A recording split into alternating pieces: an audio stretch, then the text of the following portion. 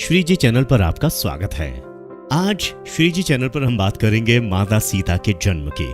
ये कहानी इतनी सुंदर है कि इसको सुनने के साथ ही आपके जीवन में जो टेंशन और जो परेशानी होगी वो तो सुनते सुनते ही ठीक हो जाएगी। तभी तो रामायण के ज्यादातर जितने भी शब्द हैं उन सबको सुनने मात्र से ही आपके दुख दूर हो जाते हैं, टेंशन दूर हो जाती है। आज हम इसी कड़ी में जोड़ रहे हैं माता सीता के जन्म की कहानी। तो चलिए शुरुआत करते हैं और जान लेते हैं वो सुंदर प्रसंग क्या है। इस तरह की जानकारी के लिए आप श्री जी चैनल को सब्सक्राइब कीजिए और इस बेल आइकन को प्रेस कीजिए। रामायण में माता सीता को जानकी कहकर भी संबोधित किया जाता है। देवी सीता मिथिला के राजा जनक की पुत्री थी, इसलिए उन्हें जानकी भी कहा जाता है। माता सीता को लक्ष्मी का अवतार माना जाता है, जिनका विवाह अयोध्या के राजा दशरथ के पुत्र और स्वयं भगवान विष्णु के अवतार भगवान श्री राम से हुआ था।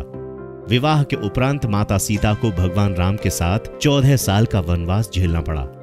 हालांकि माता सीता के जन्म को लेकर कई पौराणिक कथाएं प्रचलित हैं, जिसके अनुसार कहा जाता है कि देवी सीता राजा जनक की गोद ली हुई पुत्री थी, जबकि कहीं कहीं इस बात का जिक्र भी मिलता है कि माता सीता लंकापति रावण की पुत्री थी।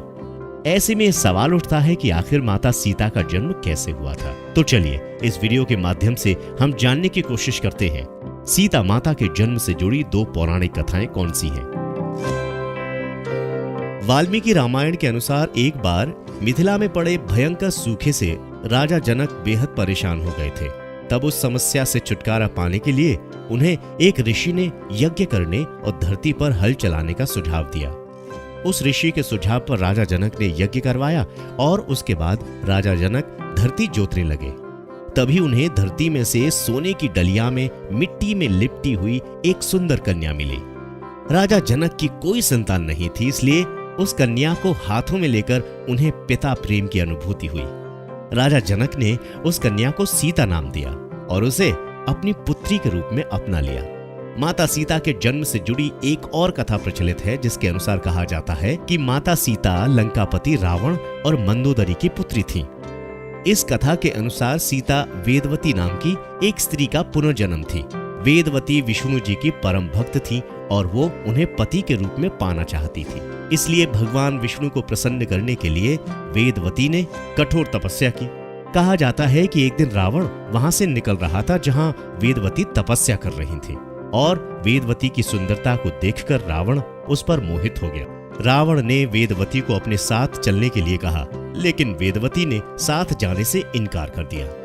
वेदवती के मना करने पर रावण को क्रोध आ गया और उसने वेदवती के साथ दुर्व्यवहार करना चाहा। रावण के स्पर्श करते ही वेदवती ने खुद को भस्म कर लिया और रावण को श्राप दिया कि वो रावण की पुत्री के रूप में जन्म लेंगी और उसकी मृत्यु का कारण बनेंगी। कुछ समय बाद मंदोदरी ने एक कन्या को जन्म दिया, लेकिन वेदवती के श्राप से भयभीत रावण ने जन्म लेते ही उस कन्या को सागर में फेंक दिया। जिसके बाद सागर की देवी वरुणी ने उस कन्या को धरती की देवी पृथ्वी को सौंप दिया और पृथ्वी ने उस कन्या को राजा जनक और माता सुनैना को सौंप दिया। जिसके बाद राजा जनक ने सीता का पालन पोषण किया और उनका विवाह श्री राम के साथ संपन्न किया गया।